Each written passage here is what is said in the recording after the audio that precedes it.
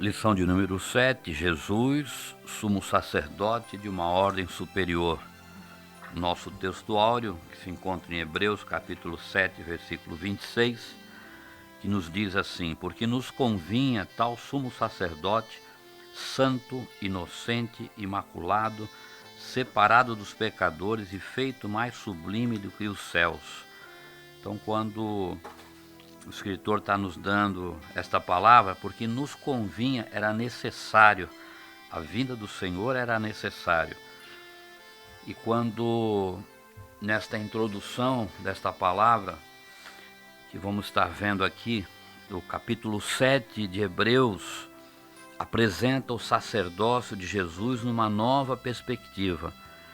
Ele, Jesus, é sumo sacerdote segundo a ordem de Melquisedeque. O autor mostra que a profecia do salmista, Salmo 110, no versículo 4, que diz assim: jurou o Senhor e não se arrependerá, tu és um sacerdote eterno, segundo a ordem de Melquisedeque. Um salmo de Davi, já profetizando com relação à vinda do Senhor e a ser um sacerdócio superior aos sacerdócios da ordem levítica e também ao próprio Melquisedeque. O autor mostra que a profecia do salmista, o Salmo de Davi 110, versos 4, a qual revela um sacerdócio de outra ordem, superior à de Arão e à levítica, e teve seu fiel cumprimento em Jesus.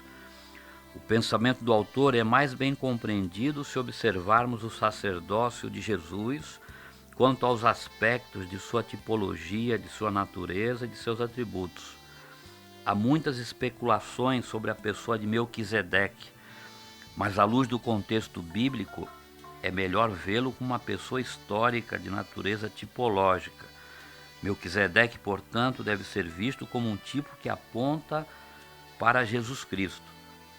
Há um certo misticismo quanto a Melquisedeque, porque a Bíblia não mostra a sua origem, a sua genealogia, o nome dos seus pais, mas, como diz o autor, é melhor vê-lo como uma pessoa histórica de natureza tipológica, apontando para Jesus Cristo.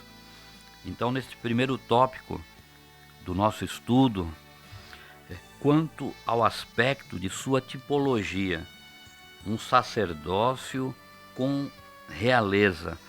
O autor destaca que Melquisedeque era um sacerdote rei. Como sacerdote, recebeu dízimos de Abraão e como rei governava sobre Salém. Embora os reis tivessem alguma participação no culto da antiga aliança, todavia a função sacerdotal levítica de oferecer sacrifícios e representar o povo diante de Deus cabia somente aos sacerdotes.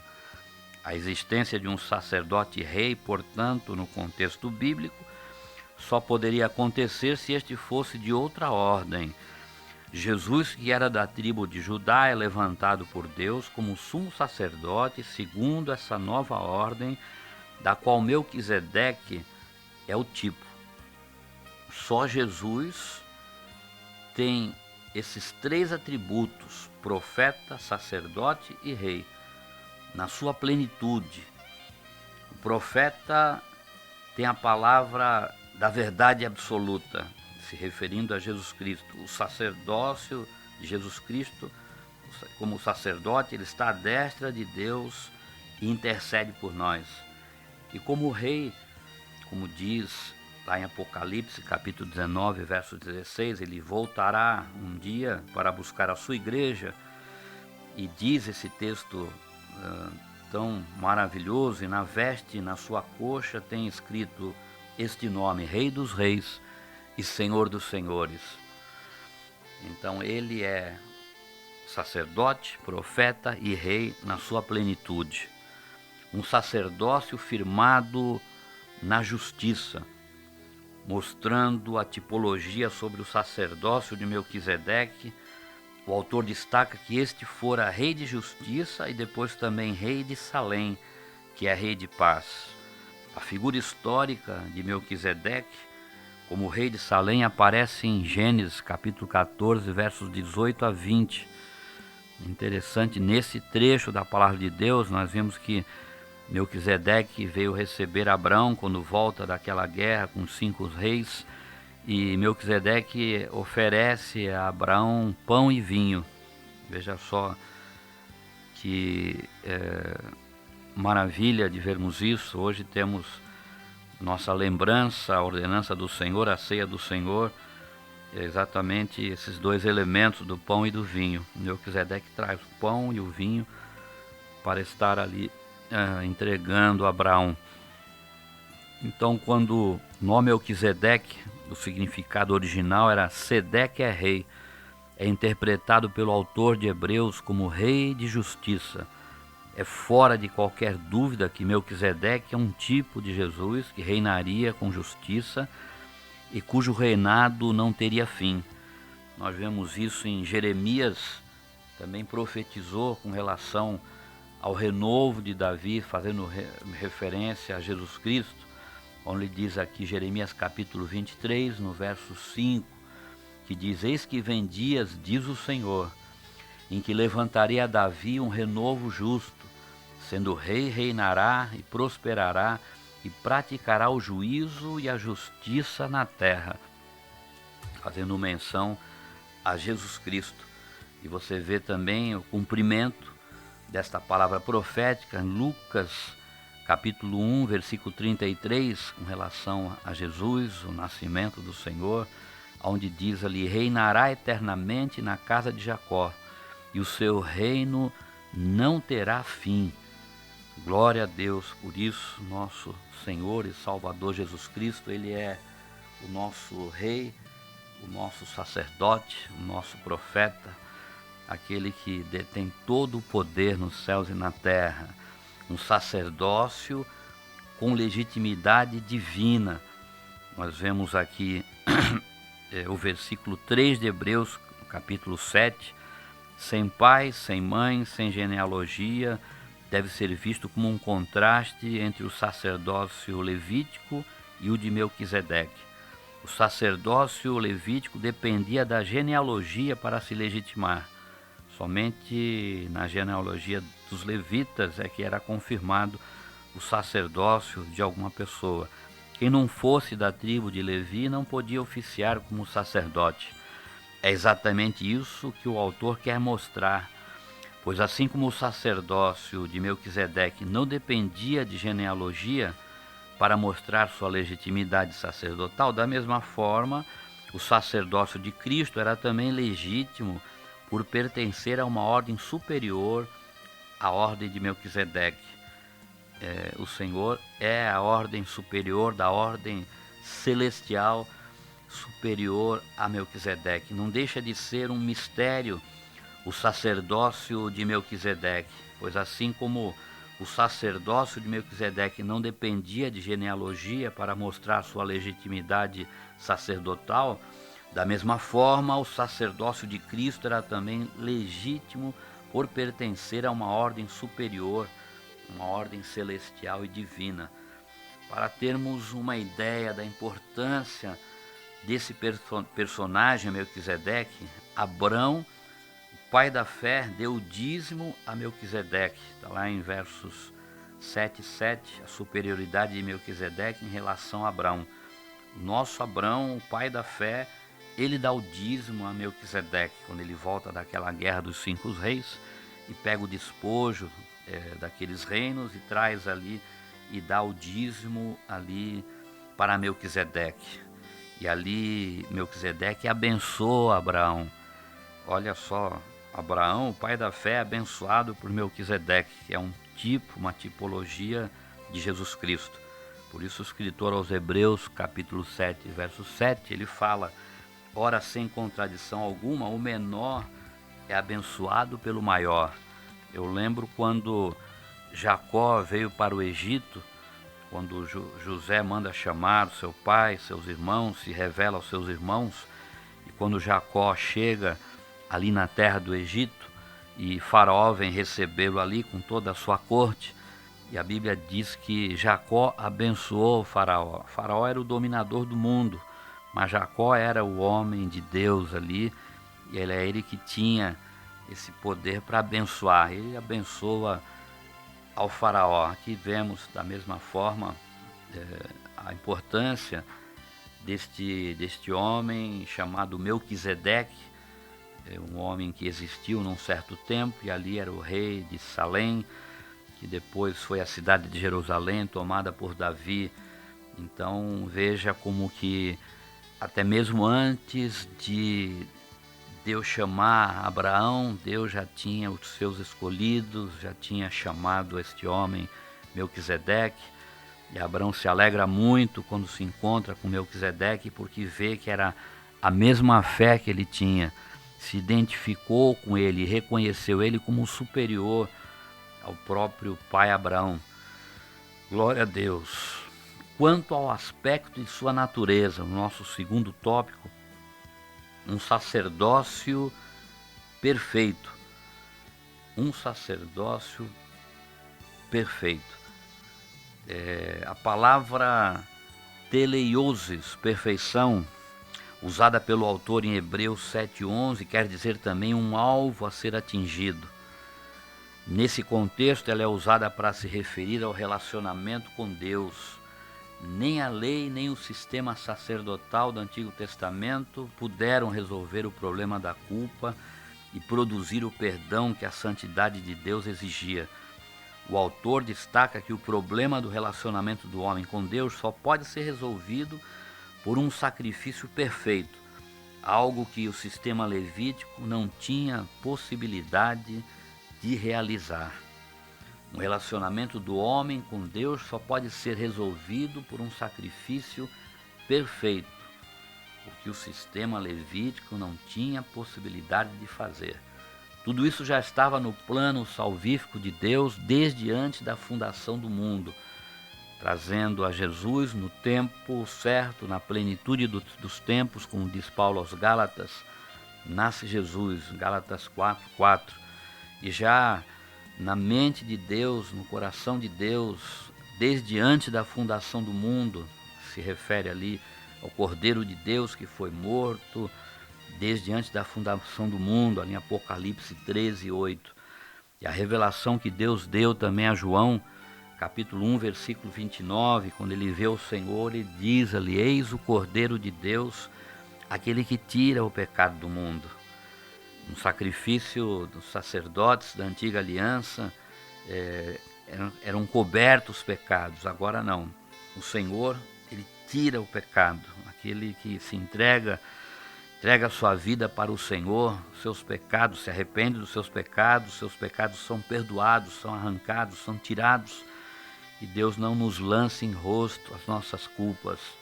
E aí temos a experiência do novo nascimento. Você que nos ouve nesta manhã, ainda não teve essa experiência e quer entregar a sua vida nas mãos do Senhor, tem feito muitas coisas que não agradam a Deus, você mesmo sabe, porque é inerente no homem, quando o homem comete erro, comete pecado, sabemos o que estamos fazendo, não estamos inconscientes. E se você quiser um Salvador, um Deus que te ama e se revelou naquela cruz, mostrando o seu grande amor, morrendo em nosso lugar ali pelos nossos pecados, você pode fazer isso nesta manhã mesmo, entregando a sua vida nas mãos do Senhor, e saber que nós temos um sumo sacerdote superior, que é Jesus Cristo. E você vai ter a alegria da salvação, a esperança no porvir, de um dia estar na presença do Senhor, desfrutando das suas maravilhas.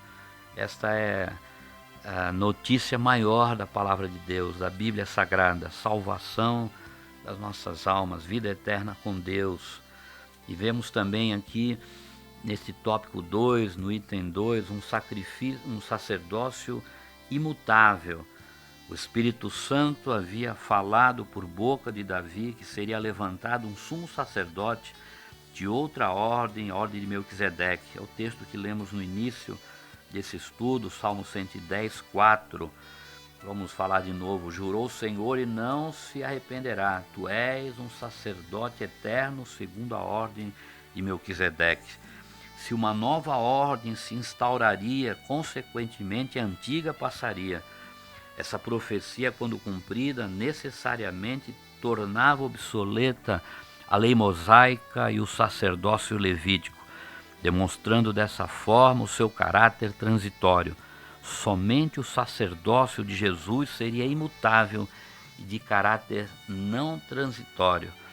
Essa profecia, quando cumprida, necessariamente tornava obsoleta a lei mosaica e o sacerdócio levítico, demonstrando dessa forma que o seu caráter é transitório. A lei mosaica e o sacerdócio levítico era em caráter transitório, antiga aliança. Jesus, a nossa nova aliança, ele é o nosso sumo sacerdote eterno. Glória a Deus por isso.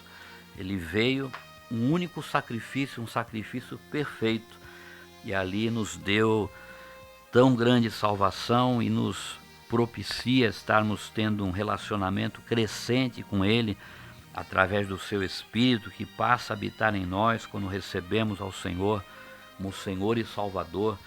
E isso é uma vida espiritual crescente, crescendo a cada dia na graça e no conhecimento do Senhor, sentindo a alegria da presença do Senhor. Isso não é um privilégio de alguns, não. Deus veio através de Jesus, morreu por todos, como diz o texto áureo da Bíblia, porque Deus amou o mundo de tal maneira que deu seu Filho unigênito para que todo aquele que nele crer não pereça, mas tenha vida eterna. Você já deu esse passo de fé? Se não, faça isso o quanto antes. Muito bem, um sacerdócio eterno, neste terceiro item do tópico 2, um sacerdócio eterno, que é o sacerdócio de Jesus Cristo. Assim, o sacerdócio de Cristo não foi feito segundo a lei do mandamento carnal, mas segundo a virtude da vida incorruptível. A expressão vida incorruptível é uma referência à ressurreição de Jesus e seu triunfo sobre a morte, demonstrando assim o caráter eterno do seu sacerdócio. Cristo não era sacerdote por uma imposição humana ou mandamento carnal, mas por atribuição divina. O nosso sumo sacerdote eterno está à destra de Deus e intercede por nós, sua igreja. Você tem entrado na presença de Deus em nome do nosso sumo sacerdote eterno, não só para pedir, mas principalmente para adorá-lo na beleza da sua santidade e conhecê-lo mais profundamente, como diz o Evangelho de João, capítulo 17, versos 3, e a vida eterna é esta, que conheçam a Ti como único Deus verdadeiro e a Jesus Cristo a quem enviaste. A bênção maior não são as bênçãos do Senhor, mas o Senhor das bênçãos. E querendo mais o Senhor das bênçãos, acompanharão a cada um de nós as bênçãos do Senhor. Ele é o mais importante, Ele é o detentor de todas as bênçãos. Ele é o Senhor, Ele é aquele que está conosco todos os dias até a consumação dos séculos. Ele é o nosso sumo sacerdote eterno, da ordem superior, da ordem celestial. Glória a Deus por isso. Louvamos ao Senhor pela pessoa bendita de nosso Senhor e Salvador Jesus Cristo, que veio a esta terra com este propósito glorioso de estar resgatando a humanidade perdida através do pecado lá no paraíso. No tempo de Deus, Ele nasce aqui e fez esta obra gloriosa, esta obra maravilhosa.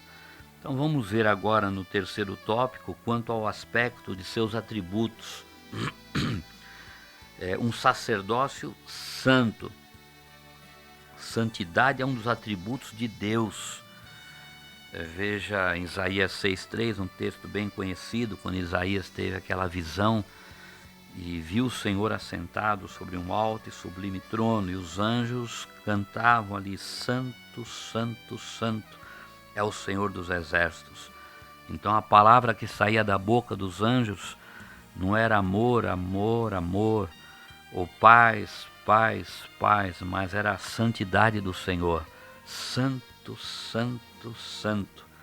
O próprio anjo, aqueles anjos voando acima do altar, com duas asas cobriam os olhos, os próprios anjos em toda a glória da criação dos anjos, que os anjos são gloriosos também, e tem um corpo específico ali, eles não podiam olhar ao Deus Altíssimo ali no trono, então eles cobriam os olhos com as asas e clamavam essas palavras: Santo, Santo, Santo é o Senhor dos Exércitos, a terra está cheia da sua glória. Que coisa mais maravilhosa nesta manhã, quando estamos aqui nesse estúdio, aqui na rádio, na Igreja da Paz, sendo transmitida esta palavra, esse estudo pelo Projeto de Deus, pela Rádio Cacique, e podemos saber e entender que neste horário, às 8h30 da manhã, neste mesmo momento, os anjos estão ali ininterruptamente dando a palavra de louvor, de adoração, diante daquele que reina eternamente, bradando ali: Santo, Santo, Santo é o Senhor dos Exércitos. Coisas maravilhosas. Os sumos sacerdotes da antiga aliança traziam os seus animais para a oferta pelos seus pecados, mas Jesus, um sacerdócio santo, ele, como um Cordeiro de Deus, foi o próprio sacrifício vivo naquela cruz, não com sangue alheio, mas com o seu próprio sangue. Glórias a Deus por tão grande bênção através de Jesus Cristo, nosso Senhor, o nosso Salvador. Um sacerdócio também, além de santo, um sacerdócio inculpável. Vimos que Jesus cumpriu todas as exigências de uma vida santa requerida para o sumo sacerdote, mas além desse atributo, ele deveria ser também inocente. A palavra akakos, no grego, traduzida como inocente, significa também sem maldade, e é descrita pelos lexicógrafos como ausência de tudo que é ruim e errado. O apóstolo Pedro afirmou sobre Jesus que este não cometeu pecado, nem na sua boca se achou engano. Em 1 Pedro capítulo 2, no versos 22, não havia culpa nem imperfeição no sacerdócio de Cristo Jesus.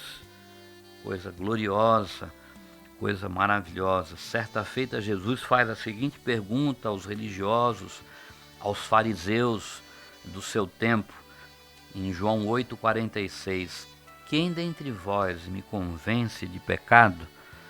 E eles começaram a confabular entre eles ali, e comentando, falando e colocando a vida de Jesus ali em questionamento, todas as suas ações, tudo que ele já tinha feito, e chegaram à conclusão: não há o que o acusar.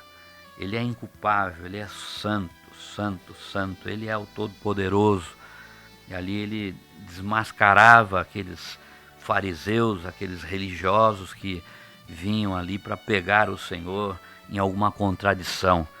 Quantas vezes fizeram isso com o Senhor, mas ele, lógico, como o próprio Deus na terra, falava com a sabedoria divina ali, como sendo o próprio Deus, e ali desmontava toda a artimanha, toda a armadilha dos religiosos para derrubá-lo, para pegá-lo em alguma falha, algum erro. E não tem erro, não tem falha.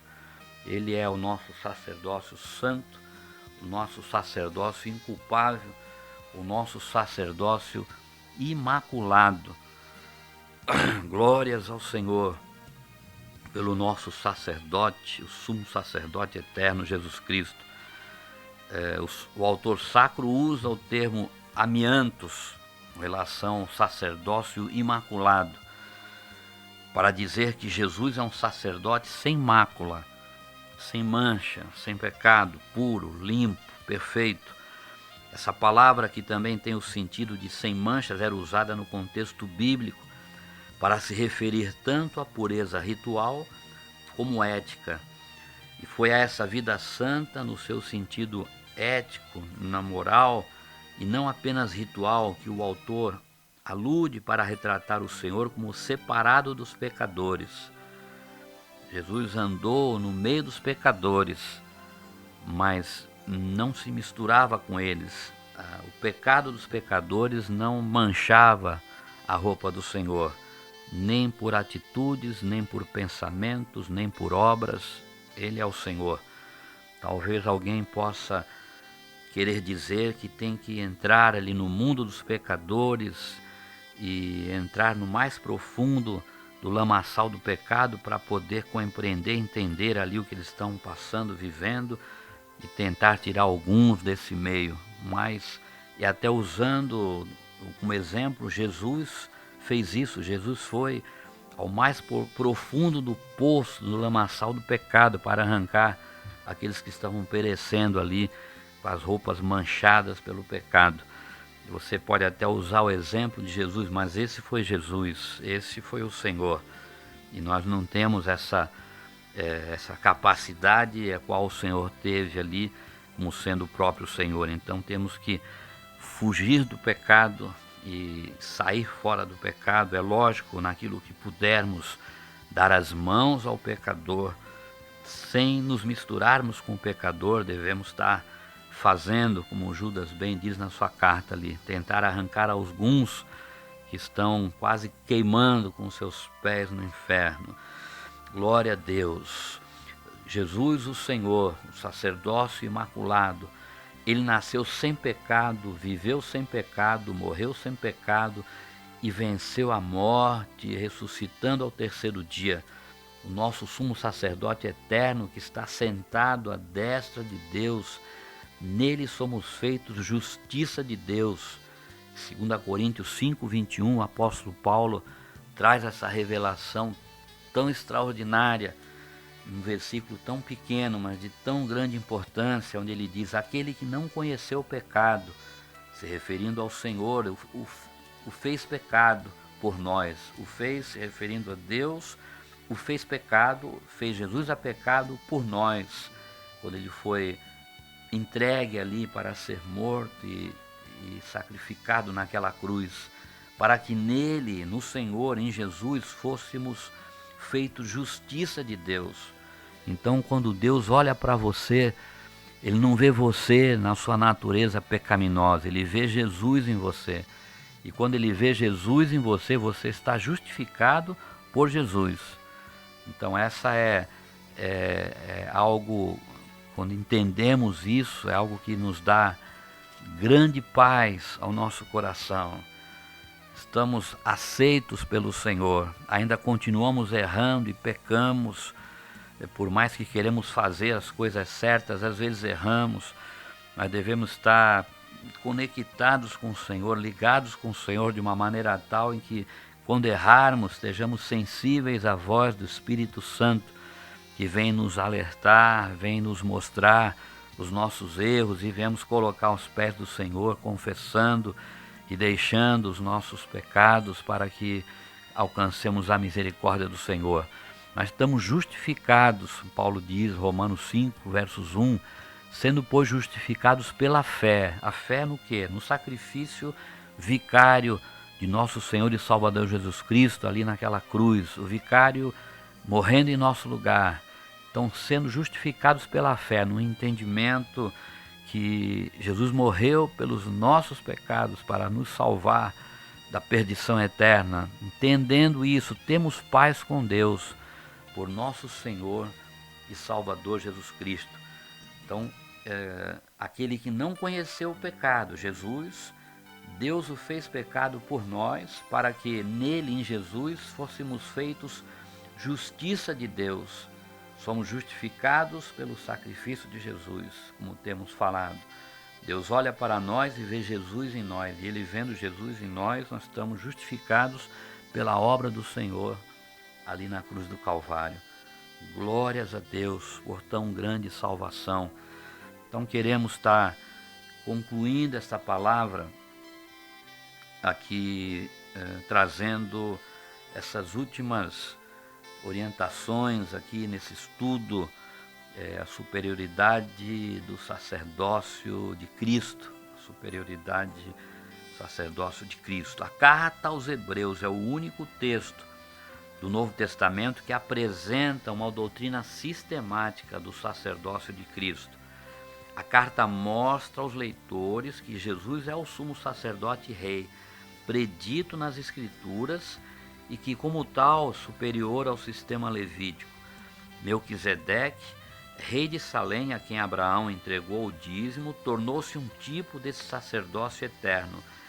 E não só isso, mas todo o sistema levítico tornara-se obsoleto, passado, já não tinha mais efeito, visto que agora a nova ordem sacerdotal havia suplantado a antiga, a nova ordem sacerdotal, a ordem sacerdotal de Jesus Cristo. Bendito seja o santo nome do Senhor, que nos deixou essa porção das Escrituras nesta carta aos Hebreus, que nos mostra com clareza que Jesus é o nosso sumo sacerdote e rei, predito nas Escrituras e que, como tal, superior ao sistema levítico. Ele, o Senhor, está mais uma vez enfatizando isso. Por várias vezes temos falado isso e não devemos nunca esquecer isso.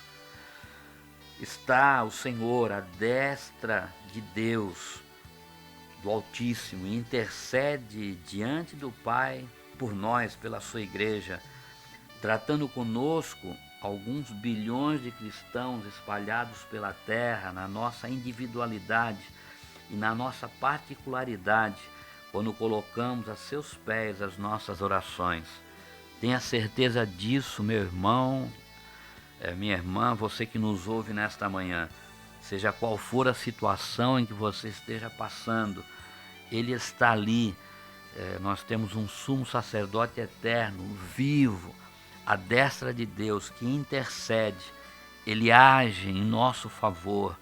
E quando Ele encontra um coração receptivo, um coração buscando a sua face com inteireza, um coração voltado inteiramente para o Senhor e querendo conhecer mais do Senhor, querendo ter até mesmo, além do conhecimento do Senhor, que é a bênção maior, mas querendo ter uma direção para o seu viver, para a sua vida, uma bênção a ser pedida em qualquer área da sua vida, você pode fazê-lo, porque Ele está ali.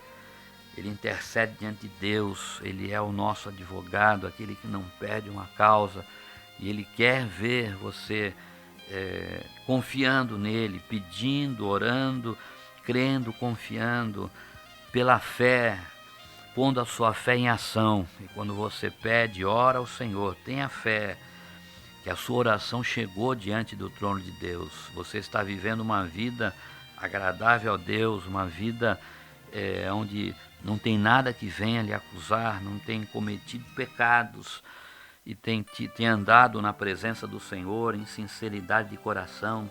Tenha por certo que as tuas orações são ouvidas, estão diante do Senhor, e a seu tempo Ele estará atendendo o seu pedido, a seu tempo. E enquanto não chega o tempo, cabe a nós tão somente aguardarmos com confiança e com fé que o Senhor irá nos atender, se assim for o melhor para nós. Em muitas coisas que pedimos também ao nosso sumo sacerdote eterno, e por certo, Deus sabe o que é melhor para cada um de nós, e algumas vezes não recebemos. Se não recebemos, ou não é o tempo para recebermos, não é o momento para recebermos, ou então não é o melhor para nós, não será o melhor para nós. Então temos que ter esta convicção de pedirmos, esperarmos e termos o entendimento que a bênção maior é o Senhor. Fica muito estranho corrermos atrás das bênçãos do Senhor e deixarmos o Senhor das bênçãos em segundo plano e não buscarmos a sua face tão somente querendo usufruir de uma comunhão, de uma intimidade maior com Ele. Que Deus nos ajude a estarmos recebendo esta palavra, entendendo que este nosso sumo sacerdote eterno está ali, nesta hora, neste momento, à destra de Deus, intercedendo pela sua igreja e já com certeza agendado nos anais celestiais o dia da sua volta, o que aguardamos e que é a nossa esperança. Deus nos ajude, Deus nos abençoe e o Senhor seja contigo, meu irmão, minha irmã, você que nos ouve nesta manhã e você que está ouvindo aonde você estiver, quer seja até num leito de hospital, quer seja numa prisão, cumprindo um período de prisão por algum mal feito que você tenha feito. E se você quiser ter uma mudança radical na sua vida, onde você estiver, entregue a sua vida nas mãos do Senhor. Reconheça que você é um pecador, que você erra, que você peca. Reconheça que Jesus Cristo veio e foi até aquela cruz para levar os nossos pecados sobre si, sobre os seus ombros. Reconheça que Ele venceu a morte, Ele morreu e ressuscitou ao terceiro dia.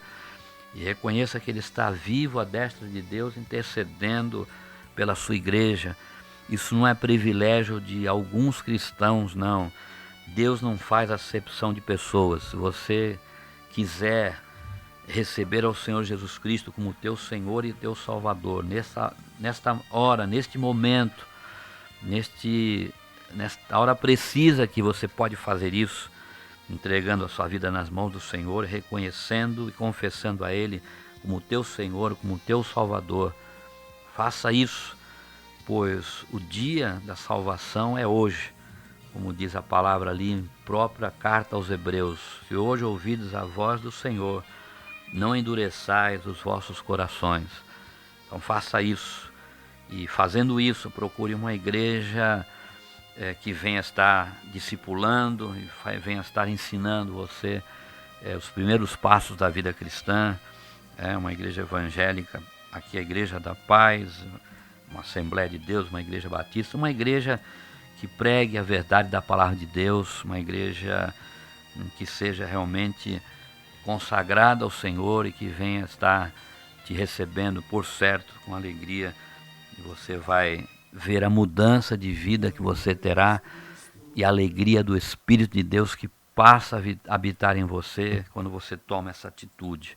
Deus abençoe, Deus nos ajude, vamos estar orando e agradecendo a Deus. Senhor, meu Deus e meu Pai, Tu és o nosso Salvador, Tu és o nosso sumo sacerdote de uma ordem superior. Tu ultrapassastes ali a ordem levítica, a lei de Moisés.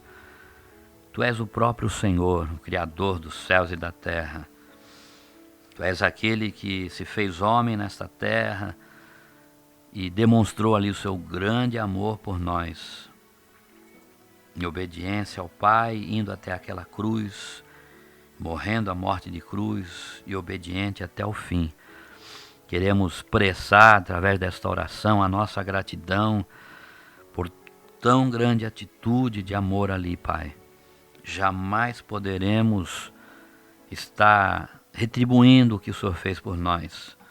E o Senhor nem requer isso de nós, não temos capacidade de retribuir tão grande amor. Mas expressamos o nosso louvor a Ti, a nossa adoração a Ti por tão grande feito. Recebe a nossa adoração, Pai. Ajuda-nos, Pai, na nossa peregrinação nesta terra, andarmos uma vida que seja agradável a Ti. E colocamos e renovamos nossos votos de aliança contigo, de serviço ao Senhor, de amor ao Senhor. E nosso coração está aberto, o Senhor operar, fazer o que o Senhor quiser através das nossas vidas. Abençoa cada um daqueles que nos ouve aqui da mesma forma. O Senhor venha estar usando o teu servo, a tua serva, conforme aquilo que o Senhor separou e colocou nas mãos para realizar, Pai. E vamos fazer isso com alegria, na força, na orientação e direção do Teu Espírito. Recebe esta nossa oração que fazemos, pois fazemos em nome de Jesus. Amém.